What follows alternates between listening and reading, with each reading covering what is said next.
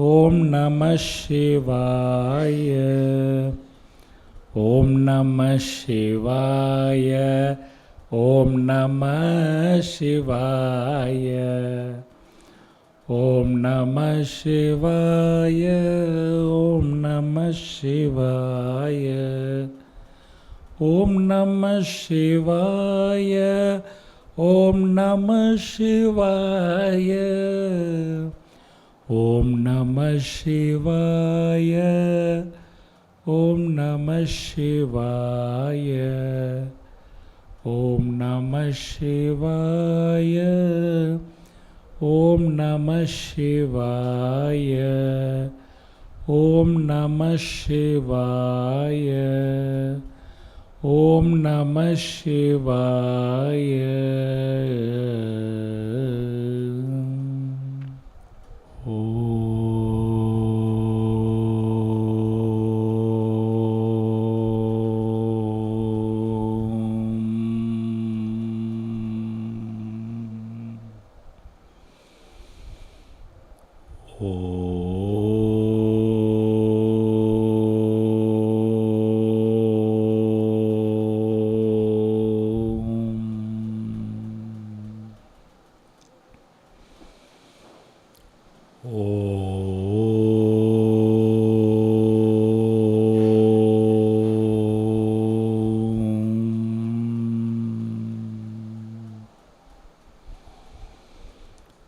ஓம் வக்ரதுண்ட மகாகாய சூரியகோடி சமப்ரப நிர்விக்னம் குரு மே தேவ சர்வகார்யேஷு சர்வதா சரஸ்வதி நமஸ்துப்யம் வரதே காமரூபிணி வித்யாரம்பம் கரிஷ்யாமி சித்திர்பவது மே சதா. குருர் பிரம்மா குருர் விஷ்ணு குருர் தேவோ மகேஸ்வரः குரு சாக்ஷாத் பரபிரம்ம தஸ்மை ஸ்ரீ குரவே நமः. ஓம் கார்த்திகேயாய வித்மகே சக்திஹஸ்தாய தீமஹி தன்னோ ஸ்கந்த பிரச்சோதயாத். ஓம் சகனாவவது சகனௌ புனக்து சக வீர்யம் கரவாவஹை தேஜஸ்வினாவதீதமஸ்து மா வித்விஷாவஹை. ஓம் சாந்தி சாந்தி சாந்தி. எல்லாம் வல்ல நெல்லை கந்தப்பெருமானுடைய பாதார விந்தங்களை பணிந்து கொண்டு இன்றைய அருளுரையை ஆரம்பிப்போமாக. ஓம் நம சிவாய. மனித பிறப்பினுடைய முக்கியத்துவம் பற்றி அறிந்து அந்த மனித பிறப்பினுடைய முக்கியத்துவத்துக்கு மனம் என்று சொல்லப்படுகின்ற கருவி மிக பிரதானமாக காரணமாக இருக்கிறது என்று பார்த்து, அந்த மனமானது 4 உபகூறுகளை கொண்டிருக்கிறது. மனம், புத்தி, சித்தம், அகங்காரம் என்கின்ற 4 அந்தக்கரணங்களை கொண்டிருக்கக்கூடிய அந்த மனம், அந்த 4 அந்தக்கரணங்களையும் சுத்தப்படுத்தி ஒருநிலைப்படுத்தி எந்த மனிதன் தன்னுடைய வாழ்க்கையை வாழ்கின்றானோ அவன் வாழ்க்கையில் வெற்றி பெறுகின்றான், என்றும் மகிழ்ச்சியாக வாழ்வான் என்று எமது சாஸ்திரங்கள் எடுத்து சொல்லுகின்றன. அந்த அடிப்படையிலே இந்த அந்தக்கரண சுத்தியை செய்வதற்கு தொண்டு அல்லது சேவை செய்ய வேண்டும். அதன் ஊடாக மனம் தூய்மை அடைகிறது. பக்தி செலுத்த வேண்டும். அதனூடாக மனம் ஒருநிலைப்படுகிறது என்ற அடிப்படையிலே மன தூய்மையும் மன ஒருமைப்பாடும் அடைந்திருக்கக்கூடிய ஒரு மனிதன்தான் ஞான காண்டத்துக்கு தகுதி உடையவன் ஆகிறான் என்று பார்த்திருந்தோம். ஞான காண்டம் என்று சொல்லப்படும் பொழுது எங்களுக்கு கிடைத்திருக்கக்கூடிய வேத சாஸ்திரங்களிலே அதி உன்னதமான நூல்களாகிய உபநிடதங்கள் எடுத்து சொல்லுகின்ற அந்த உண்மையைத்தான் ஞான காண்டம் என்று நாங்கள் அழைக்கின்றோம். அந்த ஞான காண்டத்துக்கு தகுதியாகிய ஒரு மனிதன் அந்த ஞானத்தை எவ்வாறு பெறுகின்றான் என்றால் 3 படிமுறைகளிலே அவன் அந்த ஞானத்தை பெற்றுக்கொள்கிறான். ஸ்ரவணம், மனனம், நிதித்தியாசனம் என்கின்ற 3 படிநிலைகள். ஸ்ரவணம் என்பது கேட்டல் அல்லது கற்றல் என்று பொருள்படும். மனனம் என்பது சிந்தித்தல் அல்லது கசடர கற்றல் என்று பொருள்படும். நிதித்தியாசனம் என்பது நிஷ்டை கூடுதல் அல்லது நிற்றல் என்று பொருள்படும். அதைத்தான் திருவள்ளுவரும் திருக்குறளிலே கற்க கசடர கற்றவை கற்றபின் நிற்க அதற்கு தக என்று சொல்லியிருக்கிறார். கற்க வேண்டும், கசடு அற சந்தேகமே இல்லாமல் கற்க வேண்டும், பிறகு அதன்படி வாழ வேண்டும் என்பதுதான் இந்த ஸ்ரவண மனன நிதித்தியாசன ஒழுங்கு. அதிலே ஸ்ரவணத்தையும் மனனத்தையும் நாங்கள் நேற்றைய தினம் பார்த்திருந்தோம். இன்று நிதித்தியாசனம். அப்போ நிதித்தியாசனம் என்றால் நிஷ்டை கூடுதல், கடைப்பிடித்தல், பின்பற்றுதல், அதன்படி வாழுதல், நிற்றல் என்றெல்லாம் பொருள்படும். ஏட்டுச் சுரைக்காய் கறிக்கு உதவாது, இதுதான் இதன் அடிப்படை. அப்போ உபதேசம் செய்யலாம், பரந்துபட்ட அறிவை கொண்டிருக்கலாம், ஆனால் அதன்படி வாழுதல் என்பது மிக மிக மிக கடினமான ஒரு விடயம். எந்த ஒரு மனிதன் ஒரு தத்துவத்தின்படியோ அல்லது ஒரு கொள்கையின்படியோ அல்லது ஒரு நல்ல பழக்க வழக்கத்தின்படியோ வாழ்கின்றானோ அவன் அந்த விடயத்தை, அந்த பழக்க வழக்கத்தை, அந்த கொள்கையை ஏனையவர்களுக்கு எடுத்து சொல்லும் பொழுது அது ஏனையவர்களிடத்திலே மாற்றத்தை ஏற்படுத்தும். ஊருக்கு உபதேசம் உனக்கில்லையடி என்ற மாதிரி வாழுகின்ற மனிதனாலே மாற்றத்தை ஏற்படுத்த முடியாது. அதனால்தான் பெரியவர்கள் சொன்னார்கள், first you change and then change the world. முதல் நீ உன்னை மாற்றிக்கொள். உன்னை மாற்றாமல் நீ எவ்வளவுதான் கத்தியும் எவ்வளவுதான் எடுத்து சொல்லியும் ஒரு பிரயோசனமும் இல்லை. அப்போ உன்னை முதல் மாற்றிக்கொள். எங்களுடைய சந்நியாச தர்மத்திலே நான் எதை பின்பற்றுகின்றேனோ அதைத்தான் நான் உங்களுக்கு சொல்வதற்கு தகுதியுடையவனாக இருக்கிறேன். அப்படி இல்லாமல் நான் வெறுமனே சில விடயங்களை சொல்லிக்கொண்டு அல்லது வழிமுறைகளை, வாழ்க்கை முறைகளை சொல்லிக்கொண்டு அதன்படி நான் வாழவில்லை என்றால் நான் ஒரு பொய்யான வாழ்க்கையை வாழுகிறேன், ஒரு போலித்தனமான வாழ்க்கையை வாழுகிறேன். நான் ஒரு போலியான துறவி, பொய்யான துறவி. இதான் பேச்சு வழக்க சொல்வார்கள், போலிச்சாமி, கள்ளச்சாமி. அப்போது அந்த வாழ்க்கையிலே அதை கடைப்பிடித்தல் என்பது மிக மிக கடினமான ஒரு விடயம். சுவாமி சின்மயானந்தர் ஆங்கிலத்திலே சொல்லுவார், first you understand and then you stand under. First you understand, முதல்ல நீ விளங்கிக்கொள், தென் பிறகு யூ ஸ்டாண்ட் அண்டர், நீ எதை விளங்கிக் கொண்டாயோ அதன்படி நில், அதன் கீழ் நில். First you understand and then you stand under. ஆங்கிலத்திலே அது அழகாக இருக்கிறது. அப்போ இந்த நிதித்தியாசனம் என்பது மிக மிக மிக ஒரு முக்கியமான ஒரு பகுதி. உதாரணமாக எங்களுடைய ஆசிரியர் அல்லது ஆச்சாரியார் அல்லது குரு ஒரு விடயத்தை சொல்லுகிறார் என்று வைப்போம். நான் நேற்றைய தினமும் இந்த உதாரணம் சொல்லியிருந்தேன், அதே உதாரணத்தையே எடுக்கிறேன். உபநிடதங்களிலே தைத்திரிய உபநிடதம் சொல்கிறது, சத்தியம் வத தர்மம் சர. சத்தியம் வத, உண்மை பேச வேண்டும். தர்மம் சர, அறத்தின்படி தர்மத்தின்படி வாழ வேண்டும், தர்மத்தை பின்பற்ற வேண்டும். இப்போ உண்மை பேச வேண்டும், சத்தியம் வத. அப்போ ஒரு ஆசிரியர் மாணவனுக்கு, குரு சீடனுக்கு இதை சொல்கிறார், தம்பி நீ உண்மை பேச வேண்டும், ஸ்பீக் த ட்ரூத். சத்தியம் வத என்று உபநிடதம் சொல்கிறது. ஹரிச்சந்திரனுடைய கதை, வாழ்க்கை வரலாறு, சத்தியத்துக்காக அவன் எவ்வளவு தன்னை அர்ப்பணித்தான், அல்லது மகாத்மா காந்தி, இப்படியான உதாரணங்கள் எல்லாம் சொல்லி அந்த உண்மை பேச வேண்டும். உண்மை பேசினால்தான் நீ நிம்மதியாக வாழ முடியும்.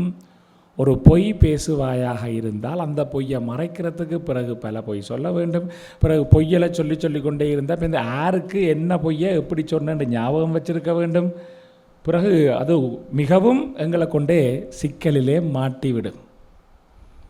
உண்மை என்றைக்கோ ஒரு நாள் வெளிவரும். அப்போ அந்த உண்மை என்பது எப்படியோ வெளிவரும். இப்போ அண்மையில் பார்த்தீங்கன்னா இந்த செம்மணியில் எலும்புக்கூடுகள் தாங்களாக வெளிவந்துச்சு. அவர்களோட கட்டிடம் அமைக்க கிண்டிய போது வந்தவை தான் அந்த எலும்புக்கூடுகள். அப்போ உண்மையை எவ்வளோ காலத்துக்கு மறைக்கலாம்? ஒரு குறுகிய காலத்துக்கு தான். அப்போ அப்படி பார்க்கும் பொழுது இந்த மாணவன் முதல்ல சந்தேகம் வரும். ஏன் உண்மை பேசணும்? பொய் பேசினா இது இந்த காலத்தில் யார் தான் பொய் பேசலை? எல்லாரும் பொய் பேசினோம். நன்மைக்காக பொய் சொல்லலாம் என்று வள்ளுவர் சொல்லியிருக்கிறார். அவர் சொன்னது மற்றவர்களுடைய நன்மைக்காக பொய் சொல்லலாம். நாங்கள் எடுத்துக்கொள்வது என்னுடைய நன்மைக்காக பொய் சொல்லலாம். நாங்கள் எல்லாம் கன்வீனியன்ஸ் பேஸ்ட் திங்கர்ஸ். எங்களுக்கு சார்பான விதத்தில் எல்லாத்தையும் யோசிக்கிறதுல நாங்கள் கெட்டிக்காரர். மிஸ்இன்டர்பிரிட்டேஷன், தவறாக சாஸ்திரங்களை, நூல்களை, கருத்துக்களை நாங்கள் இன்டர்பிரிட் பண்ணுறோம், அதை நாங்கள் விளக்கம் கொடுக்குறோம். அது தவறு. அப்போ அவருக்கு அப்படி ஒரு எண்ணம் எல்லாம் வந்து பிறகு ஒரு இடத்துல குரு விளங்கப்படுத்துகிறார். சந்தேகம் வருது, ஆச்சாரியர்கிட்ட போய் கேட்குறார். மனநம் திருப்பி அது தெளிவாகிறது. இப்போ உறுதியாக முடிவெடுத்தாச்சு, சரி உண்மை பேச வேணுமென்று. ஆனால் இவ்வளோ காலம் பொய் சொல்லி பழகினவருக்கு திடீரென்று உண்மை பேசணும் என்றது கஷ்டமாக இருக்குது. நிதித்தியாசனம் கஷ்டமாக இருக்குது. அப்போ அந்த உண்மை பேச வேண்டும் என்பது அவரிடம் ஒரு அறிவாக இருக்கிறது. It is merely a knowledge. எப்பொழுது அந்த மனிதன் அல்லது அந்த மாணவன் தான் உண்மை பேசுபவனாக வாழ்கின்றானோ அப்பொழுதுதான் அந்த அறிவு அந்த மாணவனுடைய சொந்த அறிவாக மாறுகிறது. That time only he is owning that knowledge. அது அவருடைய சொந்த கடைப்பிடிக்கும் பொழுது நிதித்தியாசனம் அவருடைய சொந்த அறிவாக மாறும் பொழுது அதுக்கு பேர் ஞானம் என்று பேர். ஆங்கிலத்திலே விஸ்டம். ஸோ அறிவுக்கும் ஞானத்துக்கும் வித்தியாசம் இருக்கிறது. There's a difference between knowledge and wisdom. அப்போ அறிவுன்றதை எட்டு சுரக்கா மாதிரித்தான். அது உண்மை பேச வேணும்ன்றது எல்லாருக்கும் தெரியும். ஆனால் யாரொருவர் அதை கடைப்பிடிக்கிறாரோ அது அவருக்குத்தான் அது ஞானமாக மாறுகிறது. ஞானமாக மாறினால்தான் அதிலே பயன் இருக்கிறது. இப்போ இதைத்தான் சாஸ்திரங்கள் நிதித்தியாசனம் என்று சொல்கின்றன. இது சாதாரண வாழ்க்கையில் இந்த பழக்க வழக்கங்கள், ஒழுக்கங்கள், பண்பாடுகள், விழுமியங்கள் இதெல்லாத்தையும் நாங்கள் கேட்குறோம். ஆனால் இதனுடைய ஒரு முக்கியமான நிலை, இப்போ குரு வந்து சீடனை பார்த்து சொல்கிறார், நீ இந்த உடம்பல்ல, you are not this body. அது ஸ்ரவணம். அவர் கேட்கும் பொழுதே அதை அனுபவிக்கக்கூடிய உணரக்கூடிய ஒரு பக்குவத்தில் மாணவன் இருப்பாராக இருந்தால் கேட்ட மாத்திரத்திலேயே அந்த அனுபவம் அவருக்கு வரும். நான் இந்த உடல் அல்ல, இந்த உடல் அழிந்து போவது. ஒரு நாளைக்கு சுடலையில் கொண்டே எரித்து போடுவினோம். எரிச்சா மிஞ்சிறது சாம்பல். அதான் நாங்கள் விபூதி பூசுகிறோம். நாங்கள் அடிக்கடி பூசணும். நிலையாமை தத்துவம். ஸோ இந்த மனித வாழ்வு நிலையற்றது, அழிவுக்குட்படுவது. இந்த உடல் அழியக்கூடியது, மனம் அழியக்கூடியது, புத்தி அழியக்கூடியது. ஆனால் இந்த உடல், மனம், புத்தி எல்லாவற்றையும் தாண்டி ஆத்ம தத்துவம் இருக்கிறதே, உயிர் தத்துவம் இருக்கிறதே, அதற்கு அழிவு இல்லை. அந்த ஆத்மாவுக்கு பிறப்பும் இல்லை, இறப்பும் இல்லை என்கின்ற அந்த உண்மையை உணர வேண்டும். அப்போ இந்த விஷயத்தை முதலாக குரு மூலமாக கேட்கும் பொழுது சந்தேகம் வரும். நான் என்றோடனே எனக்கு என்ன ஞாபகம் வருது? நான் என்றோடனே இந்த உடல் தான் எனக்கு ஞாபகம் வருது. நான் இன்னாற்ற மகன், நான் இன்னாற்ற மகள், நான் கட்ட, நான் குண்டு, நான் ஆண், நான் பெண், நான் இந்த இடத்திலே பிறந்தேன், இத்தனாம் தேதி பிறந்தேன். இந்த சின்ன வயசுலேருந்து அந்த எண்ணங்களுடைய நாங்கள் வாழ்ந்து வந்துட்டோம். அப்போ திடீரென்று குரு வந்து நீ இந்த உடம்பே இல்லை, உனக்கு பிறப்பும் இல்லை, இறப்பும் இல்லை என்று சொன்னோன்னே இது என்ன? இது முதல்ல நம்ப மாட்டோம். பிறகு கொஞ்சம் நக்கல் அடிப்போம், பரிகாசம் செய்வோம், இது என்ன இது. பிறகு தொடர்ந்து கேட்கத்தான், ஓ அது சரிதான், நான் இந்த உடம்பு அல்ல. ஏனென்றா நான் இந்த உடலை பார்க்கிறேன். அப்போ நான் வேறு, பார்க்கப்படும் பொருள் வேறு. Seen and seer are two different things. பார்க்கப்படும் பொருளும் பார்ப்பவனும் வேறு. ஆகவே என்னுடைய உடலை நான் பார்க்கிறேன், கண்ணாடியிலே வடிவாக பார்க்கிறேன். ஆகவே நான் இந்த உடல் அல்ல. இந்த மணிக்கூட்டை நான் பார்க்கிறேன், நான் மணிக்கூடு இல்லை, அதனால் நான் மணிக்கூட்டை பார்க்கிறேன். Subject and the object are two different things. என்னுடைய மனதை நான் பார்க்கிறேன், ஓ என் மனம் இன்றைக்கு ஒரே டல்லாக இருக்குது, என் மைண்டு நீங்கள் பாருங்க கொஞ்சம் டிஸ்டர்பாக இருக்குது, கொஞ்சம் அஜிடேஷனாக இருக்குது, படபடப்பாக இருக்குது, பரபரப்பாக இருக்குது, குழம்பி போயிருக்கு, என் மனம் ஒரே கோவமாக இருக்குது. அப்போ எனக்கு தெரிய வருது, என்ற மனம் இப்படியான உணர்ச்சிகளுக்குள்ளே மாட்டுப்பட்டு போய் இருக்கிறது என்பது எனக்கு தெரிய வருகிறது. ஆகவே நான் மனம் இல்லை, ஐ ஆம் சம்திங் எல்ஸ். அப்போ புத்தியோ இல்லை, நான் புத்தியும் இல்லை, எனக்குண்டே புத்தி வேலை செய்தே இல்லை, எனக்கு இது விளங்குது இல்லை, என்ற புத்தி ஒரு சோம்பேறித்தனமாக இருக்குது, இல்லை எனக்கு புத்தியில் ஒரு தாழ்வு மனப்பான்மை இருக்குது, இன்ஃபீரியாரிட்டி கம்ப்ளெக்ஸ், என்னால் ஒன்றும் முடியாது, என்னால் இயலாது, நான் இப்படித்தான். இதெல்லாம் புத்தியில் இருக்கிற எண்ணங்கள். அப்போ எனக்கு அது தெரிய வருது, இன்றைக்கு நான் இப்படி இருக்கிறேன், இப்படி ஒரு தாழ்வு மனப்பான்மைக்குள்ளே நான் இருக்கிறேன். அப்போ நான் புத்தியும் அல்ல, நான் உடல் அல்ல, நான் மனமல்ல, நான் புத்தி அல்ல. அப்போ நான் யார்? உனக்கு குரு சொல்கிறார் உபதேசம், நீ ஆத்ம தத்துவம், உனக்கு அழிவு இல்லை, போக்கும் வரவும் புணர்வுமிலா புண்ணியனே. ஆன்மா அழியாதென்று அன்றெனக்கு சொன்ன மொழி, நான் மறந்து போவேனோடி கிளியே, நான் மறந்து போவேனோடி கிளியே, நல்லூரான் தஞ்சமடி, கிளியே நல்லூரான் தஞ்சமடி. யோகர் சுவாமிகள் நல்லூர் தேரடியில் வில்வமரத்துக்கு கீழே வச்சு செல்லப்பா சுவாமிகள் சொன்னார் யோகர் சுவாமிகளுக்கு உபதேசம். என்னது? ஆன்மா அழியாதென்று. ஆன்மா, உயிர், ஆத்மா அழியாது. இது ஒரு விஷயமே காணுமே முழு வாழ்க்கையை வாழ்வதற்கு. நாங்கள் நம்ப மாட்டோம். இல்லை இல்லை அப்படி இல்லை, நான் செத்து போவேன், உங்களுக்கு தெரியாதே. என்ற செத்த வீட்டுக்கு வந்துடுங்கோ. செத்த வீட்டுக்கு இப்போவே ஆள் சேர்க்க தொடங்கிட்டுது. ஏன்னா அவருக்கே சந்தேகம், தண்டை செத்த வீட்டுக்கு எத்தனை பேர் வருவாங்களோ தெரியா. செத்து போனால் அப்புறம் எத்தனை பேர் வந்தாத்தான் என்ன, வராட்டித்தான் என்ன. அப்போ செத்து போகிறதுன்றது இந்த உடம்பே தவிர ஆத்மா அல்ல. இதில் இருக்கிற சிக்கல் என்னண்டா, உடம்பண்டா பார்க்க விளங்குது, பயாலஜி, இதில் இந்த பகுதி எல்லாம் இருக்குது, இது எல்லாம் இருக்குது, இப்படி இல்லாமல் எங்கே. இப்போ என்டைய மெடிக்கல் சயின்ஸே அதுதான் உடம்பு. ஆனால் ஆத்மாவை பார்க்க இல்லாமல் இருக்கே, ஆத்மாவை மணக்க இயலாது, சுவைக்க இயலாது. இது சும்மா கதை விடினமோ ஆத்மா ஆத்மாண்டு, சும்மா கதை வளர்க்கினம் போல. எப்படி நம்புறது? How can I believe? இதுதான் இது இருக்கிற பெரும் சவால். அப்போ அந்த சந்தேகம் வரும். அது பிறகு மரணத்துக்கு போகணும், ரிஃப்ளெக்ஷன். அப்போ அந்த ஆன்மா, அது நான் உண்மையிலேயே உடம்பல்ல, மனமல்ல, புத்தியல்ல, நான் ஆன்மஸ்வரூபம், ஆத்மஸ்வரூபம், அந்த உயிர்த்தன்மை தான் நான். எனக்கு அழிவு கிடையாதென்றால் பிறகு என்ன பயம்? எதுக்கு பயம்? யாம் இருக்க பயமேன், இதான் விஷயம். ஆனால் அந்த கன்விக்ஷன், அந்த நம்பிக்கை வந்துட்டேன்டா, இதுக்கெல்லாம் இன்னொன்று சொன்னான், சித்தம் தூய்மையாக இருக்கணும். மனம், புத்தி, சித்தம், அகங்காரத்தில் மனம் தூய்மையாக இருக்கணும். தூய்மையாக இல்லையோ இந்த தத்துவத்தை பிள்ளையாக விளங்கி செய்வேன். ஆன்மா அழிவில்லை, எனக்கு அழிவே இல்லை என்கிட்ட இல்லை, எல்லாம் கொள்ளையடிச்சு கொலையெல்லாம் செய்து எல்லாம் உள்ள கெட்டதெல்லாம் செய்து உலகத்தையே ஒரு துவம்சம் பண்ணிவிடுவான். இதுதான் சூரன், மைசாசுரன், நரகாசுரன், கஜமாசுரன். சூரன் நல்ல உதாரணம்.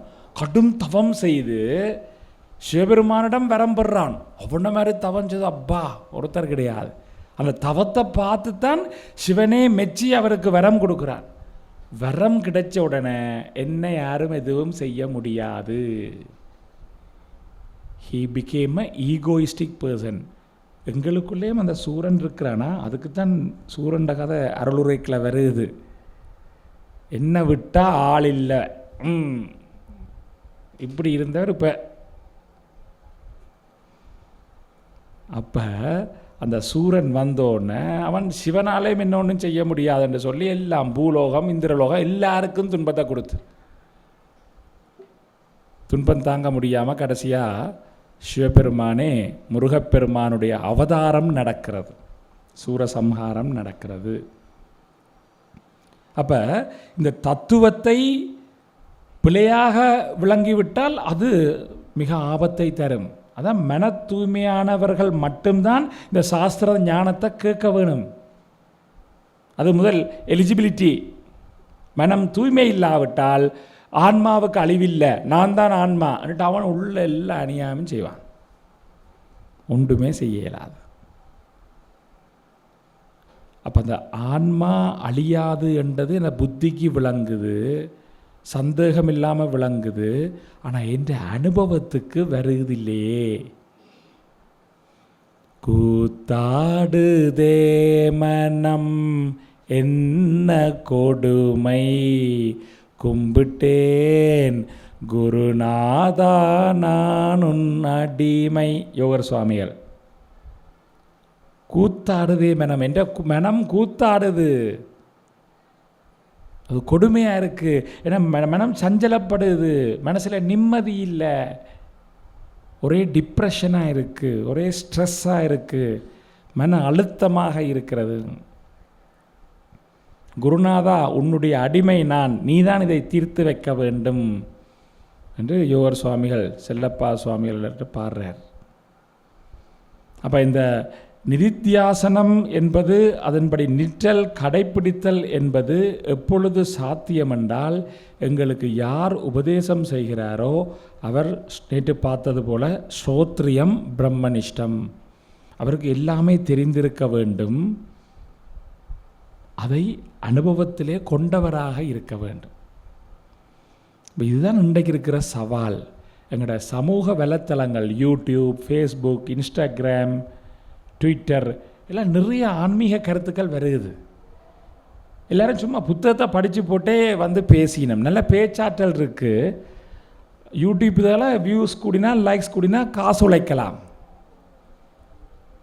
எங்களோட பாரம்பரிய முறை வந்து குருகுல கல்வி முறை, குருவோட தங்கியிருந்து குருவுக்கு பணிவிடைகள் செய்து கற்கின்ற முறை. அப்போ குருவோடைய தங்கியிருந்து குருவுக்கு பணிவிடைகள் செய்து கற்கின்ற ஒரு முறை வரைக்கும் தான் குரு என்ன செய்வார், மாணவனுக்கு தீட்சை கொடுப்பார். ஏன்னா தீட்சை கொடுத்தால் அந்த மாணவன் குருவோடைய இருக்கணும், இருந்தால் தான் குரு பார்ப்பார் மாணவன் தான் சொன்னபடி நடக்கிறானா இல்லையாண்டு. அப்போ அப்படியான ஒரு வாழ்வியல் முறையிலிருந்து நாங்கள் இன்றைய காலத்தின் கோலம், எங்களோட கல்வி திட்டங்கள் எல்லாம் ஒரு மேற்கத்திய கல்வி அணுகுமுறையில் மாறி, இப்போ அதுவும் ஆன்லைன் எடியூகேஷன், வேர்ச்சுவல் எடியூகேஷன் எல்லாம் வீட்டில் இருந்தபடியே கற்கிற மாதிரி நிலைமை வந்துட்டு, படுத்திருந்து தேத்தண்ணி குடிச்சு கொண்டு இப்படி பலவிதமாக. ஏன்னா அங்கே மாணவன் எப்படி இருக்கிறான்னு தெரியாது. வீடியோவை மியூட் பண்ணிட்டா, வீடியோ ஆஃப் பண்ணிவிட்டு சவுண்டே மியூட் பண்ணிட்டா என்ன நடக்குன்றே தெரியாது. அதுவும் இந்த 2020ஆம் ஆண்டுகள் இந்த கொரோனா வந்ததோட எல்லோரும் அதுக்கு அடிமையாகி விட்டார்கள். ஒரே ஜூம் மீட்டிங், நிகழ்நிலை செயலி கூட்டம் ஏதோ நடக்குது. ஆனால் இந்த நேரில் வந்து நேரில் இருந்து ஒரு விஷயத்தை கேட்குற மாதிரி கற்கிற மாதிரி வராது. அப்போ இது என்ன நடக்க போதுண்டா, அந்த அந்த இன்ஃபர்மேஷன், அந்த தகவல், அந்த நாலேஜ் பரிமாறப்படும். ஆனால் அது நடைமுறையில் கடைப்பிடிக்கிற தன்மை அங்கே குறைவாக இருக்குது. அப்போ நிதித்தியாசனம்ன்றது இப்படியான விஷயத்தில் வரைக்க குறைஞ்சு கொண்டு போகேக்க அடுத்து வரப்போகிற தலைமுறை அதை பின்பற்றாத ஒரு தலைமுறையாக வெறும் புத்தக பூச்சிகளாக இருக்கும்போது அந்த சாஸ்திரம் மெல்ல மெல்ல மெல்ல மெல்ல மெல்ல அப்படியே அழிஞ்சு போயிடும், இல்லாமல் போயிடும். இப்போ அதுக்கு நாங்கள் காப்பாற்றணும்னு சொல்லி பெரும் கடும் முயற்சியெல்லாம் செய்ய தேவையில்லை. இயற்கை அதுக்குரிய இதை அது தானே வச்சிருக்குது. எங்களோட திருமுறைகள் எல்லாம் அழிஞ்சு போனாலும் ராஜராஜ சோழனுடைய காலத்தில் நம்பியாண்டார் நம்பியூடாக மீண்டும் புறப்பட்டன. வேத மந்திரங்கள் சிதறி கிடந்த வேத மந்திரங்களை எல்லாம் வேத வியாசர் இன்றைக்கு 5000 வருடங்களுக்கு முன்பு தொகுத்தார். இருக்கு ஜஜுர் சாமாதர்வம் என்று. அதுக்குள்ளேயே நிறைய வேத மந்திரங்கள் இல்லாமல் போயிட்டு, நிறைய திருமுறைகள் இல்லாமல் போயிட்டு. அப்போ எதெல்லாம் தேவை இல்லையோ அவற்றை இயற்கையே இல்லாமல் செய்துவிடும். அதான் ஜோகர் சுவாமிகள் சொன்னார், ஒரு பொல்லாப்பும் இல்லைன்னு. அப்போ இந்த நிதித்தியாசனத்தை நாங்கள் சரியாக பின்பற்ற வேண்டுமென்றால் என்ன செய்ய வேண்டும்? அதுதான் நாளைய தலைப்பு. ஏன்னா இதை கடைப்பிடிக்கிறதில் நான் கஷ்டப்படுறேன். ப்ராக்டிக்கலாக அதை நான் கடைப்பிடிக்கிறதில் பின்பற்றுறதில் எனக்கு கடினமாக இருக்குது. எனக்கு விளங்கிட்டு, இப்போ உதாரணமாக நான் வெள்ளன 4 மணிக்கு எழும்போகணும். நல்லூரா 4 மணிக்கு மணிச்சு 4:30க்கு பள்ளி எழுச்சி பூசு. இந்த மாணவர்கள் எல்லாம் முயற்சி எடுத்தால் 4 மணிக்கு எழும்பணும்னு எனக்கு விருப்பம், மனசால் விரும்புகிறேன். ஆனால் என்னால் எழும்ப முடியாமல் கிடக்கு. இப்போ அதுக்கு என்ன செய்கிறது? மனசு, எந்த மனசே நான் சொல்கிறத கேட்குதில்லை. யோசிச்சு பாருங்க, எங்கட எல்லாமே என்னுடைய சொந்த மனமே நான் சொல்வதை கேட்கவில்லை என்றால் மற்றவர்கள் எப்படி நான் சொல்வதை கேட்பார்கள்? அம்மா சொல்கிறத பிள்ளை கேட்காது. ஏன்? அம்மா சொல்கிறத அம்மாட மனசே கேட்குதில்லை. கணவன் சொல்வதை மனைவி கேட்க மாட்டார், மனைவி சொல்வதை கணவன் கேட்க மாட்டார், பெற்றோர் சொல்வதை பிள்ளைகள் கேட்க மாட்டினம், பிள்ளைகள் சொல்வதை பெற்றோர்கள் கேட்க மாட்டார்கள், ஆசிரியர் சொல்வதை மாணவன் கேட்க மாட்டார், மாணவன் ஒன்று நடக்காது. அப்போதான் ஆன்மீகத்தில் மிக ஆழமாக போனவர்கள், உதாரணமாக இந்தியாவிலே தமிழ்நாட்டிலே திருவண்ணாமலையிலே வாழ்ந்த ஒரு பெரிய மகான் பகவான் ரமண மகரிஷின்னு பேர். அவற்ற வாழ்க்கையில் போய் ஒரு ஆள் கேட்டாராம், இந்த உலகத்தில் இருக்கிறார்களுக்கு எல்லாம் நல்ல விஷயங்கள் தெரியலை, இது எல்லாத்தையும் போய் சொற்பொழிவு செய்யணும், அவைக்கெல்லாம் எடுத்து சொல்லணும், அவைய நல்லவர்களாக மாற்றணும், அது செய்யணும் இது செய்யணும் ஓலாம் போய் பகவான் ரமண மகரிஷிட்ட போய் இந்த அன்பர் எடுத்து சொன்னார். பகவான் ரமண மகரிஷி சொன்னாராம் சிரிச்சு போட்டு, முதல்ல நீ யாருன்றதை தேடு, கண்டுபிடி. நீ யாருன்றதை முதல்ல நீ கண்டுபிடிச்சா பிறகு உலகம் ஒன்று இருந்தால் அதை பற்றி யோசிப்பான். இப்போ நான் யாருன்றே எனக்கு தெரியாமல் நான் எப்படி மற்றவர்களுக்கு அதை சொல்வது? இது பகவான் ரமண மகரிஷின்ற பதில். அதி உயர்ந்த நிலை. அப்போ அந்த அடிப்படையில் இந்த சொல்லப்படுகின்ற விடயங்களை யாரெல்லாம் பின்பற்றி வாழ்கிறார்களோ, நிதித்தியாசனப்படி அதை கடைப்பிடிக்கிறார்களோ, அப்படிப்பட்டவர்களுடைய தொடர்பை நாங்கள் ஏற்படுத்தி கொள்ள வேண்டும். அதுக்கு தான் சத்சங்கம் என்று பேர், நல்லாருடைய கூட்டு. நாலேஜ் ஒரு ஆளுக்கு நிறைய தெரிஞ்சலாம், இந்த காலத்தில் அது எடுபடாது. புத்தகங்களில் நாலேஜ் இருக்குது, ChatGPTயில் இருக்குது, ஏஐயில் இருக்குது, புத்தகங்கள்லேயும் எல்லாம் இருக்கிற சரியான நாலேஜ் என்று சொல்லலாது. பிள்ளையாமல் இருக்கும், சரியாமல் இருக்கும், இபுக். அப்போ விஷயத்தை தேடி எடுத்துக்கொள்ளலாம் ஏதோ ஒரு விதத்தில். ஆனால் அனுபவ ரீதியாக அதை கொண்டிருக்கக்கூடியவர்களை காண்பது அரிது. அப்போ அப்படியானவர்களுடைய தொடர்பு எங்களுக்கு தேவை. இப்போ நல்லூர் கந்தசுவாமி ஆலயத்தை பொறுத்தவரையில் நல்ல ஒரு பிரபஞ்ச சக்தி அங்கே இருக்கிறது. சித்தர்கள் மகான்களுடைய அருள் அங்கே நிறைஞ்சிருக்குது. அப்போ இப்படியான நல்லூர் என்ற இந்த புனிதமான பூமியில் தலத்திலே இப்படி மகோற்சவம் போன்ற சிறப்பு உற்சவங்கள் நடக்கிற காலத்தில் எங்களோட மனமும் மிகவும் ஒரு என்ன சொல்வது, ஒரு உயர்ந்த நிலையில் இருக்குது. ஒரு ஆன்மீக எழுச்சி பெற்றிருக்கு.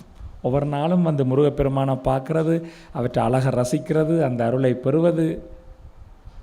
அப்போ இப்படியான இந்த மகோற்சவ காலத்திலே, இப்படியான புண்ணிய க்ஷேத்திரம் இந்த இடத்திலே நேரில் அந்த மகோற்சவத்தில் கலந்து கொள்கிற தருணத்தில் எங்களோட மனம் உயர்ந்த நிலையில் இருக்கிற காரணத்தினால நிதித்தியாசனம் மிகச் சுலபம்.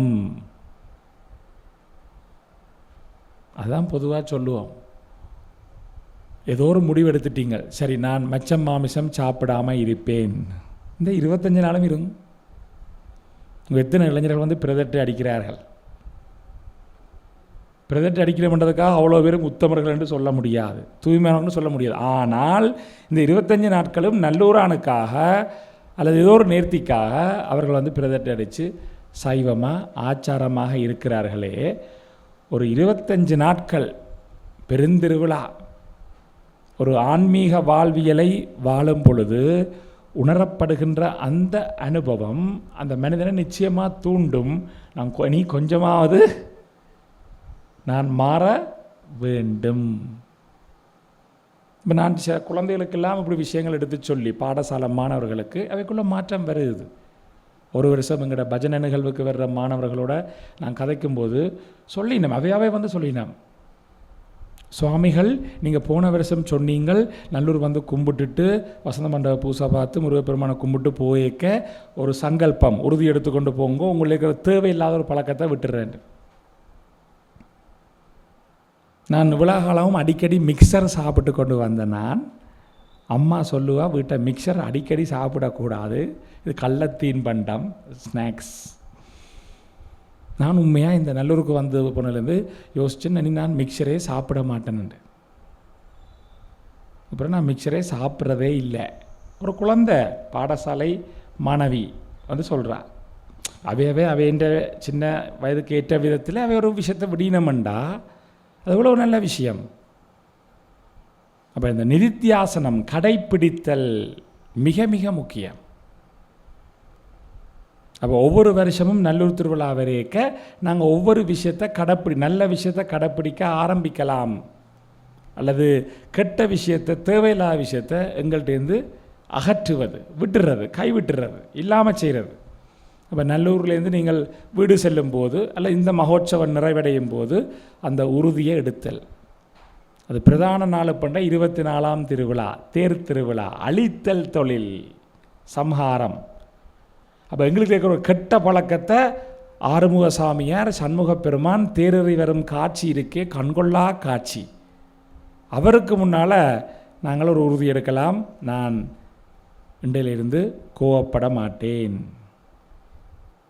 டென்ஷன் ஆக மாட்டேன். உங்களுக்கு தான் தெரியும் உங்களுக்குள்ள என்ன பிரச்சனை இருக்குன்னு. எது உங்களை ரொம்ப கஷ்டப்படுத்துதோ, உங்களோட நிம்மதியை குலைக்குதோ, அது விஷம். It has to be removed. அது அகற்றப்பட்டே ஆக வேண்டும். அப்போ அதுக்கு இப்படியான மகோற்சவங்கள், திருவிழாக்கள், நல்ல கந்தப்பெருமான் ஆலயம் போன்ற தெய்வீக சக்தி பெரிய அளவில் நிரம்பி இருக்கக்கூடிய ஆலயங்கள், அந்த இடம் எல்லாமே அதுக்கு ஒரு வைப்ரேஷனை தரும். அப்போ அந்த இதை பயன்படுத்தி நாங்கள் நிதித்தியாசனத்தை பின்பற்றுபவர்களாக வாழ வேண்டும் என்று சொல்லி, அதில் இருக்கக்கூடிய தடைகளை அகற்றுவதென்றால் அதுக்கு நான் என்ன செய்ய வேணும், நாளைய தினம் அதை நாங்கள் பார்க்க இருக்கிறோம்.